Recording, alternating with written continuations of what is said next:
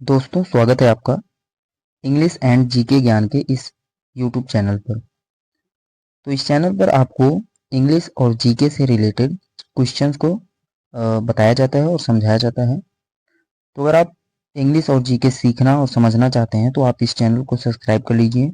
और आज का जो हमारा टॉपिक है वो है इंग्लिश से। आज हम इंग्लिश के 15 क्वेश्चंस को सॉल्व करेंगे विथ ऑप्शन।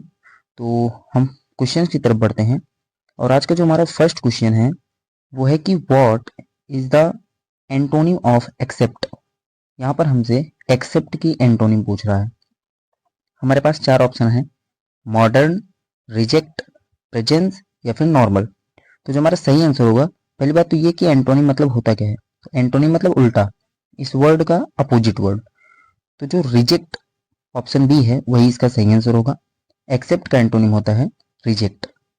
अगला क्वेश्चन देखते हैं और आज का दूसरा क्वेश्चन है, what is the antonym of arrival. Arrival का एंटोनिम क्या होता है, ये हमसे क्वेश्चन पूछ रहा है। हमारे पास ऑप्शन है नेवर, गुड, डिपार्चर और नन ऑफ दिस। तो जो ऑप्शन सी होगा वही हमारा सही आंसर होगा। अराइवल का एंटोनिम जो होता है वो होता है डिपार्चर। आज का हमारा तीसरा क्वेश्चन है, what is the synonym of abandon. Abandon का हमसे सिनोनिम पूछ रहा है। सिनोनिम का मतलब होता है सिमिलर वर्ड। हमारे पास चार ऑप्शन है। Option A ability, accident, accept या फिर लीव। तो एबंडन का जो सिनोनिम वर्ड होता है वो होता है लीव। तो option D is right answer. अगला क्वेश्चन पूछ रहा है कि what is the synonym of ancient. Ancient का हमसे सिनोनिम पूछ रहा है। तो हमारे पास पहला ऑप्शन है मॉडर्न, एग्री, ओल्ड या फिर न्यू। तो एंशिएंट का मतलब होता है पुराना और इसका जो सिनोनिम वर्ड होगा वो होगा ओल्ड। ओल्ड का भी मतलब क्या होता है, पुराना। तो option C is right answer. अगला क्वेश्चन है, the life history of a man written by himself. The life history of a man written by himself. यहाँ पर हमें इंडिकेट किया हुआ है कि इसका वन वर्ड बताना है। तो ऑप्शन है अथीस्ट, एक्सपोर्ट या फिर ऑटोबायोग्राफी या फिर नन ऑफ दिस।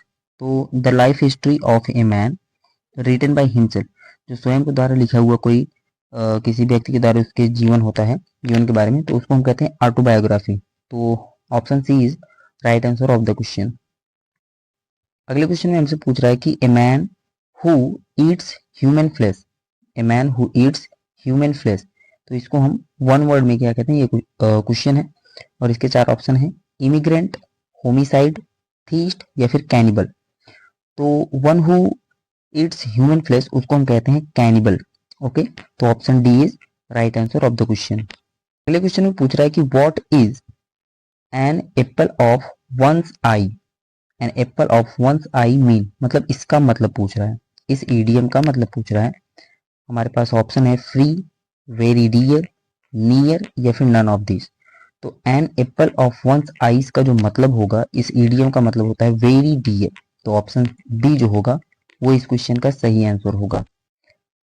अगले क्वेश्चन में हमसे पूछ रहा है कि what is break the ice mean, मतलब इस ईडियम का अर्थ हमसे पूछ रहा है। ब्रेक द आइज, हमारे पास ऑप्शन है to break silence, to die, very much या फिर वेरी रैपिडली। तो जो इस ईडियम का मतलब होगा वो होगा to break silence. Option A is right answer of the question. Break the ice मतलब होता है टू ब्रेक साइलेंस, चुप्पी को तोड़ना। नेक्स्ट क्वेश्चन की तरफ बढ़ते हैं। यहाँ पर एक सेंटेंस दिया हुआ है, पहले सेंटेंस को हम रीड करते हैं। सेंटेंस है कि the police has arrested the thief. Okay, अब इसमें कह रहा है कि विच वर्ड इज रॉन्ग, कौन सा शब्द इसमें गलत है। तो हम देखते हैं, इसमें दिया गया है अरेस्ट, अरेस्टेड, थीफ या फिर हैज या फिर नन ऑफ दिस। तो हम यहाँ पर देखते हैं कि द पुलिस, पुलिस के साथ हमेशा यहाँ पर प्लूरल वर्ब आना चाहिए, क्योंकि पुलिस जो होता है वो प्लूरल होता है। तो यहाँ पर हैज जो है ये गलत है। तो ऑप्शन जो हमारा सी होगा वो सही होगा। यहाँ पर आना चाहिए हैव। तो हैज के प्लेस पर यहाँ क्या आना चाहिए, हैव, क्योंकि पुलिस जो होता है वो प्लूरल होता है, तो इसीलिए यहाँ पर हैव आना चाहिए। तो हमारा ऑप्शन जो सी होगा वो सही आंसर होगा। अगला क्वेश्चन देखते हैं कि ही लव्स मी, इसमें इंडिकेट किया गया है कि चेंज इनटू पैसिव वॉइस। अब पैसिव वॉइस में हमें इसको चेंज करना है। तो पैसिव वॉइस का जो रूल होता है कि हम ऑब्जेक्ट को सब्जेक्ट बनाते हैं और सब्जेक्ट को ऑब्जेक्ट बनाते हैं। तो मी को हम बनाएंगे सब्जेक्ट। तो हम ऑप्शंस में देखते हैं किसमें मी का सब्जेक्टिव केस आई है, तो ऑप्शन ए में भी है, ऑप्शन बी में भी है, ऑप्शन सी में भी, ऑप्शन डी, तो डी ऑप्शन हम 100% गलत होगा। फिर ये देखते हैं कि ये जो सेंटेंस है, आई के साथ पहली बात तो इज का प्रयोग नहीं होता, तो ऑप्शन ए भी गलत। आई के साथ वॉज का प्रयोग होता है, ये सही हो सकता है। आई के साथ एम, सॉरी यहाँ पर एन नहीं एम होगा, तो आई एम लव्ड बाई हिम। तो ये जो सेंटेंस है ये बता रहा है, लव्स बता रहा है कि ये प्रेजेंट इंडेफिनिट है, तो इस हिसाब से इसको प्रेजेंट कॉन्टिन्यूअस टेंस में चेंज होना चाहिए। और प्रेजेंट कॉन्टिन्यूअस टेंस में ऑप्शन सी जो होता है यही सही आंसर होगा, क्योंकि ये पास्ट में चला जाता है और वॉइस में टेंस का परिवर्तन नहीं होता है। तो जो I am loved by him है यही इसका सही आंसर होगा, तो option C is right answer. अगला क्वेश्चन पूछ रहा है कि what is the adjective form of beauty, मतलब हमसे ब्यूटी का एडजेक्टिव फॉर्म पूछ रहा है। हमारे पास ऑप्शन है 4, एक तो है ब्यूटीफुल, ब्यूटीफुल्ली, या फिर ऑसम, या फिर नन ऑफ दिस। तो सबसे पहले आप ये समझो कि ब्यूटी जो वर्ड है ये होता है नाउन, ब्यूटी का होता है नाउन, ओके।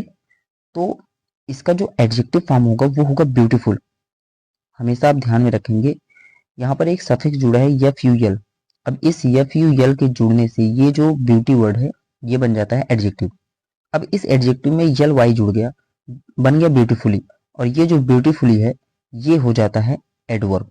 क्या बन जाता है? एडवर्ब। तो सही जो ऑप्शन होगा वो होगा ऑप्शन ए, ब्यूटीफुल जो है एडजेक्टिव फॉर्म है ब्यूटी का।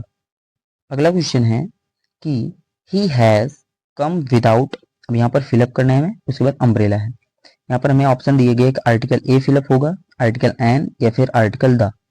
तो हम यहाँ पर देखते हैं अम्ब्रेला, अम्ब्रेला के अकॉर्डिंग हमें आर्टिकल लगाना है। तो आर्टिकल ए जो है, अम्ब्रेला को जब हम प्रोनाउंसिएट करते हैं तो जो पहला साउंड आता है वो आता है वॉबल। और हमें पता है कि अगर किसी नाउन के प्रोनाउंसिएशन में अगर पहला वर्ड वॉबल होता है देन हम आर्टिकल एन का प्रयोग करते हैं, ना कि ए का, ओके। तो B is right answer of this question. अगले क्वेश्चन में हमसे कह रहा है कि a group of robbers is called, मतलब ए ग्रुप ऑफ रॉबर्स को हम क्या कहते हैं? आप ये कलेक्टिव नाउन में जरूर पढ़े हैं। ए ग्रुप ऑफ रॉबर्स को हम कहते हैं गैंग, तो option C is right answer. Jury जो होता है जजों का, जज का ग्रुप होता है। क्राउड जो होता है पीपल का ग्रुप होता है। और हिप जो होता है सैंड का ग्रुप होता है। तो ये गैंग जो वर्ड है ये इसका सही आंसर हो जाएगा। अगला क्वेश्चन शायद सबसे इजी है, क्योंकि यहाँ पर पूछा है कि what is the objective case of we. We का हमसे ऑब्जेक्टिव केस पूछा है। पहली बात तो वी जो होता है एक प्रोनाउन होता है। क्या होता है? प्रोनाउन। अब इसका ऑब्जेक्टिव, वी जो होता है सब्जेक्टिव केस में है, इसका जो ऑब्जेक्टिव केस होता है वो होता है अस। तो हमारा बी ऑप्शन जो होगा वो सही आंसर हो जाएगा। मी जो होता है ये होता है आई का ऑब्जेक्टिव केस, हिम जो होता है वो होता है ही का ऑब्जेक्टिव केस, और जो हर होता है वो होता है सी का ऑब्जेक्टिव केस, ओके। तो हमारा बी ऑप्शन जो होगा वो सही होगा, वी का ऑब्जेक्ट अस होता है। आज का ये लास्ट क्वेश्चन है, और क्वेश्चन बहुत इजी सा है। The superlative degree of long, यहाँ पर लॉन्ग का सुपरलेटिव डिग्री पूछा है। तो ये एडजेक्टिव का पार्ट है। एडजेक्टिव में आप डिग्री पढ़ते हो, उसमें पॉजिटिव डिग्री, कंपेरेटिव डिग्री और सुपरलेटिव डिग्री पढ़ते हैं। तो ये जो क्वेश्चन पूछा है लॉन्ग का सुपरलेटिव डिग्री पूछा है। तो लॉन्ग का जो सुपरलेटिव डिग्री होता है वो होता है लॉन्गेस्ट। अब यहाँ पर एक ये ऑप्शन है लॉन्गर, ये होता है लॉन्ग का कंपेरेटिव डिग्री, ओके। लॉस्ट ये इससे कोई रिलेटेड है नहीं, और ये जो लॉन्गेस्ट वर्ड है यही इसका सही आंसर हो जाएगा। तो option C is right answer of the question.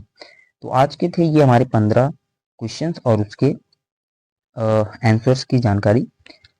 अब सिर्फ आपसे आपको एक ही एडवाइस है कि अगर आपको ये सब सीखना है तो हम डेली एक एक वीडियो अपलोड करेंगे। आपको सिर्फ चैनल को कर लेना है सब्सक्राइब, जैसे क्या हो कि हम जो नेक्स्ट वीडियो डालें तो उसका नोटिफिकेशन आपको जरूर मिले। तो चलिए मिलते हैं अगले वीडियो में, तब तक के लिए धन्यवाद।